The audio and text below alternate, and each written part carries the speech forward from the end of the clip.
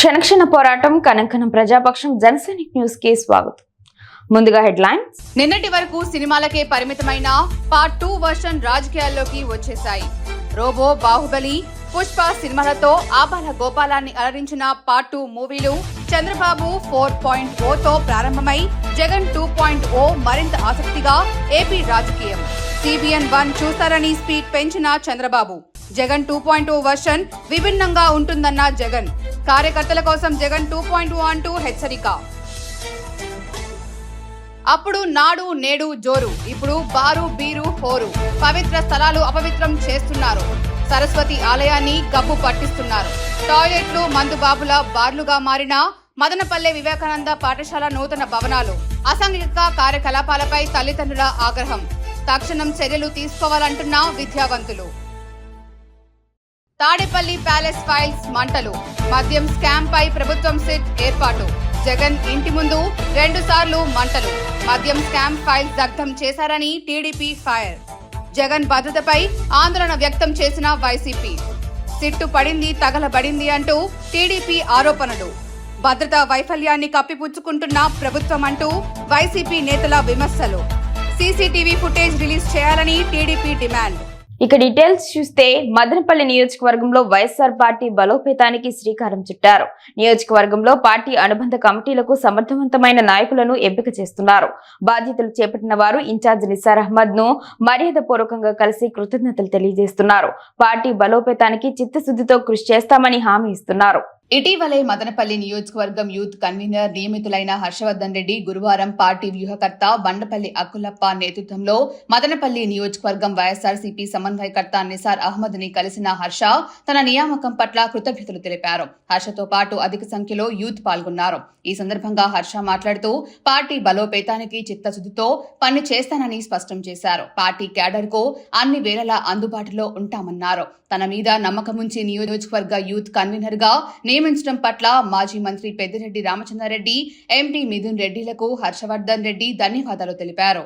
ఈ కార్యక్రమంలో నిమ్మనపల్లి మండల జెడ్పీటీసీ ఆర్ఐ రమణారెడ్డి, మదనపల్లి మండల convener Dandu Karunakar Reddy, municipal vice chairman Jinka Venkata Chalapathi, municipal councillor Narendra బాబాయ్, ఎస్టీ సెల్ నియోజకవర్గ అధ్యక్షులు ఈశ్వర్ నాయక్, ఎస్సీ సెల్ అధ్యక్షులు ప్రసాద్ బాబు, ముస్లిం మైనార్టీ అధ్యక్షులు మొహమ్మద్ యూనిస్, నియోజకవర్గ బూత్ కమిటీ అధ్యక్షుడు ముని శేఖర్, నియోజకవర్గ పబ్లిసిటీ వింగ్ అధ్యక్షుడు నాగరాజు, నాయకులు నరేంద్ర, చరణ్ యాదవ్, మల్లికార్జున్ రెడ్డి తదితరులు పాల్గొన్నారు.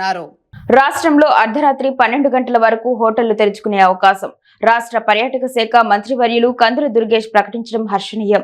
తెలుగుదేశం పార్టీ సీనియర్ నాయకులు తాజ్ హోటల్ గ్రూప్స్ యజమాని పఠాన్ కాదర్ ఖాన్ పర్యాటక రంగాన్ని పరిశ్రమలు తీసుకొచ్చి హోటళ్లకు విద్యుత్, ఇతర రాయితీలు ఇచ్చి ప్రోత్సహిస్తామని ప్రకటించడం జరిగిందని ఖాన్ సంతోషం వ్యక్తం చేశారు. రాష్ట్రంలో అర్ధరాత్రి 12 గంటల వరకు హోటళ్లు తెరుచుకునే అవకాశం కల్పిస్తామని రాష్ట్ర పర్యాటక శాఖ మంత్రి కందుల దుర్గేష్ ప్రకటించడం హర్షణీయమని తెలుగుదేశం పార్టీ సీనియర్ నాయకులు మదనపల్లె తాజ్ హోటల్స్ గ్రూప్ యజమాని పఠాన్ కాదర్ ఖాన్ పేర్కొన్నారు. ఇటీవల ఆంధ్రప్రదేశ్ హోటల్స్ అసోసియేషన్ కార్యనిర్వాహక కమిటీ 2 రోజుల సమావేశంలో మంత్రి పాల్గొన్నారు. ఈ సందర్భంగా హోటల్ రంగానికి ఊతం ఇస్తూ మంత్రి కీలక ప్రకటన చేశారని పఠాన్ కాదర్ ఖాన్ అన్నారు. రాత్రి 12 గంటల వరకు హోటళ్లు తెరుచుకునే ప్రతిపాదనకు ప్రభుత్వం సూత్రప్రాయంగా అంగీకరించిందని రాష్ట్ర పర్యాటక శాఖ మంత్రి కందుల దుర్గేష్ ఈ సందర్భంగా ప్రకటించారని తెలియజేశారు. పర్యాటక అభివృద్ధికి, హోటళ్ల రంగానికి CM Chandrababu Naidu, deputy CM Pawan Kalyan ఊతమిస్తారని, పర్యాటక రంగాన్ని పరిశ్రమలు తీసుకొచ్చి హోటళ్లకు విద్యుత్తు, ఇతర రాయితీలు ఇచ్చి ప్రోత్సహిస్తామని ప్రకటించడం జరిగిందని సంతోషం వ్యక్తం చేశారు. ఈ సందర్భంగా రాష్ట్ర ముఖ్యమంత్రికి, ఉప ముఖ్యమంత్రికి, రాష్ట్ర మంత్రి కందుల దుర్గేష్ కు రాష్ట్ర హోటల్స్ అసోసియేషన్ ద్వారా కృతజ్ఞతలు తెలిపారు. సినిమాల్లో పార్ట్ 2 వర్షన్ అంటూ రోబో, బాహుబలి, పుష్ప సృష్టించిన రికార్డులు అంతా ఇంతా కాదు. అయితే నేడు ఆంధ్రప్రదేశ్ రాజకీయాల్లోనూ వర్షన్లు అనేవి ఓ ట్రెండ్ గా మారింది. తాము గతంలో కంటే భిన్నంగా ఉన్నామని, భిన్నంగా ఉంటామని చెప్పేందుకు వర్షన్లను ప్రకటించుకుంటున్నారు. సాఫ్ట్వేర్లకు సహజంగా వర్షన్లు నిర్ణయిస్తుంటారు. అలాగే ఆండ్రాయిడ్ ఫోన్లు, బైక్లు కూడా వర్షన్లతో రిలీజ్ చేస్తుంటారు. South India super star Rajinikanth, ప్రముఖ దర్శకుడు శంకర్ దర్శకత్వంలో వచ్చిన రోబో సినిమాతో ఇది పాపులర్ అయింది. తాజాగా ఈ వర్షన్లు ఆంధ్రప్రదేశ్ రాజకీయాల్లోకి ఎంట్రీ ఇచ్చాయి. తాము గతంలో ఎలా ఉన్నామో, భవిష్యత్తులో ఎలా ఉండబోతున్నామో అని సంకేతాలిస్తూ వర్షన్లు గురించి ప్రస్తావించడం తాజాగా ట్రెండీగా మారింది. తొలుత సీఎం చంద్రబాబు నాయుడే ఈ వర్షన్ల ట్రెండ్ కు నాంది పలికారు. 4వ ముఖ్యమంత్రిగా చంద్రబాబు నాయుడు పీఠమెక్కిన తర్వాత 2024 జూలైలో ఎన్టీఆర్ భరోసా పెన్షన్ పథకం ప్రారంభించిన సందర్భంగా నిర్వహించిన ప్రజావేదికలో ఆసక్తికర వ్యాఖ్యలు చేశారు. ఇక నుంచి సీఎం చంద్రబాబు 4.0 చూస్తారని ఆయనే స్వయంగా ప్రకటించారు. ఈ సందర్భంగా ఆయన మాట్లాడుతూ తొలిసారిగా 1995లో సీఎం అయినప్పుడు ఉమ్మడి ఆంధ్రప్రదేశ్లో ఎంత టెర్రర్ క్రియేట్ చేశానో అంతకు మించి ఈసారి ఉంటుందని అన్నారు. అప్పుడు హైదరాబాద్లో నేను బయలుదేరానంటే ఏపీ అంతా రెడ్ అలర్ట్ ఉండేదని అన్నారు. 4వసారి సీఎం అయిన తర్వాత రివర్స్ గేర్ నుంచి బండిని పాజిటివ్ గా నడిపిస్తున్నాం. ఇక స్పీడ్ పెంచడం తప్ప వెనక్కిపోయే సమస్య లేదు. ఆ ఆలోచనే ఎవరికీ రాకూడదు. ఒక షార్ట్ ట్రీట్మెంట్ ఇస్తే అందరూ సెట్ అయిపోతారు. ఆ రకమైన షార్ట్ ట్రీట్మెంట్ ఇచ్చేందుకు సిద్ధంగా ఉన్నాను. అందుకే చెప్పాను 1995 ముఖ్యమంత్రిని మరలా చూస్తారు అని. CBN 4.0ని చూస్తారు. 1995లో చరిత్ర ఒకసారి గుర్తు పెట్టుకోవాలి. తాజాగా మాజీ ముఖ్యమంత్రి వైఎస్ జగన్మోహన్ రెడ్డి తన వర్షన్ గురించి ప్రస్తావించారు. ఇక నుంచి జగన్ను 2.0ను చూస్తారని, ఆ జగనన్న 2.0 వర్షన్ చాలా వేరుగా ఉంటుందని వ్యాఖ్యలు చేశారు. జూన్లో చంద్రబాబు చేసిన వ్యాఖ్యలకు ఇంచుమించు ఇలాంటి వ్యాఖ్యలే మాజీ ముఖ్యమంత్రి వైఎస్ జగన్మోహన్ రెడ్డి చేశారు. జగన్ తన స్పీచ్ ను కొనసాగిస్తూ ఈసారి జగనన్న 2.0 వర్షన్ చాలా వేగంగా ఉంటుంది. జగనన్న 2.0 వైఎస్ఆర్ కాంగ్రెస్ పార్టీ కార్యకర్త కోసం ఎలా పనిచేస్తుందో కూడా చూపిస్తుంది. ఇది మాత్రం చాలా ఖచ్చితంగా చెబుతున్నానని స్పష్టం చేశారు. జగనన్న 1.0లో బహుశా కార్యకర్తల కోసం గొప్పగా చేయలేకపోవచ్చు. ప్రజల కోసమే కేటాయించాను. వారికి మంచి చేసేందుకే వెచ్చించా. ప్రజల కోసం తాపత్రయపడ్డా. కానీ జగనన్న 2.0కి వచ్చేసరికి మాత్రం ఖచ్చితంగా కార్యకర్తల కోసం పని చేసి చూపిస్తానన్నారు. జగన్మోహన్ రెడ్డి గారు నిన్న మాట్లాడుతూ తనలో 2.0 వ్యక్తి తొందరలో బయట వస్తాడని, కార్యకర్తలకి ఏదో ఘనంగా వచ్చే గవర్నమెంట్లో పనిచేస్తానని చెప్పి పగటి కలలు అంటున్నాడు. నిజానికి జగన్మోహన్ రెడ్డి గారు 1.0లో ఏం చేశాడో ప్రజలందరూ బాగా గుర్తెరిగి కీలెరిగి వాత పెట్టి వైనాట్ 175 అన్న సీట్ల నుండి కేవలం 11 సీట్లకు పరిమితం చేసి ప్రతిపక్ష హోదా కూడా ఇవ్వకుండా పరిమితం చేశారు. అయినా ఆయన ఇంకా కలలో తేలిపోతూ ఉన్నాడు. మళ్ళీ 30 సంవత్సరాలు మనదే అధికారం, వచ్చేది మనదే, ఏ ఎన్నికలు వచ్చినా మాదే అని చెప్పి ఉత్తర ప్రగల్భాలు పలుకుతూ ఉన్నాడు. గతంలో 1.0లో అమరావతి రాజధాని లేకుండా చేసిన నీవు, పోలవరం ప్రాజెక్టు కట్టలేక చేతులెత్తేసిన నీవు, విశాఖ రైల్వే జోన్ లేకుండా చేసిన నీవు, కడప స్టీల్ ప్లాంట్ లేకుండా చేసిన నీవు ఈరోజు 2.0లో ఏదో చేస్తానని చెప్తున్నావు. మీ తల్లి విజయమ్మను పార్టీ అధ్యక్షురాల స్థానం నుండి ఎప్పుడైతే తొలగించావో ఆ రోజే నీ పార్టీకి పతనం మొదలైంది. నీ బాబాయ్ వివేకానంద రెడ్డి హత్యను గొడ్డలి పోటుగా చిత్రీకరించి అడ్డు తొలగించావో రాజకీయాల నుండి ఆ రోజే నీ పతనం స్టార్ట్ అయిపోయింది. నీ చెల్లి షర్మిల ఏ రోజైతే ఆస్తుల కోసం విభేదించి బయట వెళ్ళిపోయిందో ఆ రోజుతో నీవు పూర్తిగా నిర్వీర్యం అయిపోయినావు. నీ పార్టీ ఆ రోజే చచ్చిపోయింది. ఇక 2.0లో నువ్వు వచ్చి చేసేది ఏముంది? నీవు గతంలో చేసినటువంటి ఏ పనికిరాని పనులన్నీ చేస్తే కనీసం ఆంధ్రప్రదేశ్లో రోడ్లకు ఈరోజు మేము మరమ్మతులు చేస్తున్నాం. తారు రోడ్లంతా కూడా రిపేర్లు చేస్తున్నాం. ప్రతి పల్లెలోనూ సిమెంట్ రోడ్లు వేస్తున్నాం. ఈ విధంగా నీవు నిలిపేసినటువంటి కార్యక్రమాలన్నింటినీ పురోగతి అభివృద్ధి సాధిస్తున్నాయి. ప్రజలెవరూ ఎక్కడ కష్టంగా ఉంది, మాకు ఇబ్బందిగా ఉంది నీవు అనుకున్నట్టుగా ఎక్కడ లేదు. ఎక్కడ కార్యకర్తల మీద దాడులు జరుగుతూ ఉన్నారని చెప్పి నువ్వు చెప్పే దాంట్లో ఎక్కడ కూడా నిజం లేదు. ఇది ఎలా ఉంటే మా మదనపల్లె వైఎస్ఆర్సీపీ ఇన్ఛార్జ్ నిస్సార్ అహ్మద్ గారు మొన్న నిమ్మనపల్లి మండలం చల్లావారిపల్లిలో మీటింగ్ పెట్టి ఏదో జరిగిపోతా ఉన్నట్లు, కార్యకర్తల మీద చాలా దాడులు జరిగిపోతా ఉన్నట్లు తెలుగుదేశం వాళ్ళు భయభ్రాంతులు గురి చేసి పోలీస్ కేసులు పెట్టి వేధిస్తే వాళ్ళ వైపు తిప్పుకుంటా ఉన్నట్లు చెప్తా ఉన్నారు. నిస్సార్ అహ్మద్ గారిని ఒకటే సూటిగా చెప్తున్నా, ఒక్క కేసు ఎక్కడైనా వైఎస్ఆర్సీపీ వాళ్ళ మీద తెలుగుదేశం వాళ్ళు అక్రమంగా పెట్టారని ఒక్క కేసు చెప్పగలవా అని నేను సూటిగా ప్రశ్నిస్తున్నా. అదే మీరు అధికారంలో ఉన్నప్పుడు మా మీద ఎక్కడ పడితే అక్కడ కేసులు, నిష్కారణంగా ఎన్ని కేసులు ఉన్నాయో లెక్కలేనన్ని కేసులు తెలుగుదేశం కార్యకర్తల మీద పెట్టారు. మీరు ఒక కోయిల ముందే కూర్చుంది ఎప్పుడో ఎలక్షన్ ఉంటే ఇప్పటి నుండి దారులు ఎదుర్కొంటున్నారు, బాగా వేద్దాము ప్రజల్లోకి పోదాము అని. అయితే ఆనాటికి పరిస్థితులు ఎట్లుంటాయో ఆ భగవంతుడే నిర్ణయిస్తాడు. కాబట్టి నిసార్ అహ్మద్ గారు కూడా వాస్తవాలు తెలుసుకుని వాస్తవాలకు అనుకూలంగా మాట్లాడాలి, వాస్తవ విరుద్ధమైనటువంటి విషయాలు మాట్లాడకూడదని చెప్పి ఈ సందర్భంగా విజ్ఞప్తి చేస్తున్నాను. కూటమి ప్రభుత్వం ఏర్పడినప్పటి నుంచి ఎర్రచందనం స్మగ్లర్లపై ఉక్కుపాదం మోపుతోంది. పోలీసుల డేగ కళ్ళ నుంచి తప్పించుకోవడం అక్రమార్కుల వల్ల కావడం లేదు. ఈ నేపథ్యంలో గురువారం 8 మంది అంతర్రాష్ట్ర ఎర్రచందన స్మగ్లర్స్ అరెస్టు చేశారు. వారి వద్ద నుండి 4.20 కోట్ల విలువ గల సుమారు 6 టన్నుల ఎర్రచందనం, దుంగలతో పాటు ఒక కారు, ఒక మోటార్ సైకిల్ స్వాధీనం చేసుకున్న ఎర్రచందన అక్రమ రవాణా నిరోధక టాస్క్ ఫోర్స్ అధికారులు. అన్నమయ్య జిల్లా వీరవల్లి మండలం కోమటోని చెరువు వద్ద ఆకస్మిక తనిఖీలో భారీ మొత్తంలో ఎర్రచందనం దొంగలు పట్టుకున్న తిరుపతి టాస్క్ ఫోర్స్ పోలీసులు 8 మంది అంతరాష్ట్ర ఎర్రచందనము స్మగ్లర్స్ ను అరెస్ట్ చేశారు. విచారణలో అందిన సమాచారం మేరకు కర్ణాటక రాష్ట్రం చేరుకున్న టాస్క్ ఫోర్స్ పోలీసులు హోస్ కోట వద్ద 185 దొంగలు స్వాధీనం చేసుకున్నారు. మొత్తం సుమారు 4.20 కోట్ల రూపాయల విలువ గల 195 ఎర్రచందనం దుంగలు, బరువు సుమారు 6 టన్నులు మరియు ఒక కారు, ఒక మోటార్ సైకిల్ స్వాధీనం చేసుకున్నారు.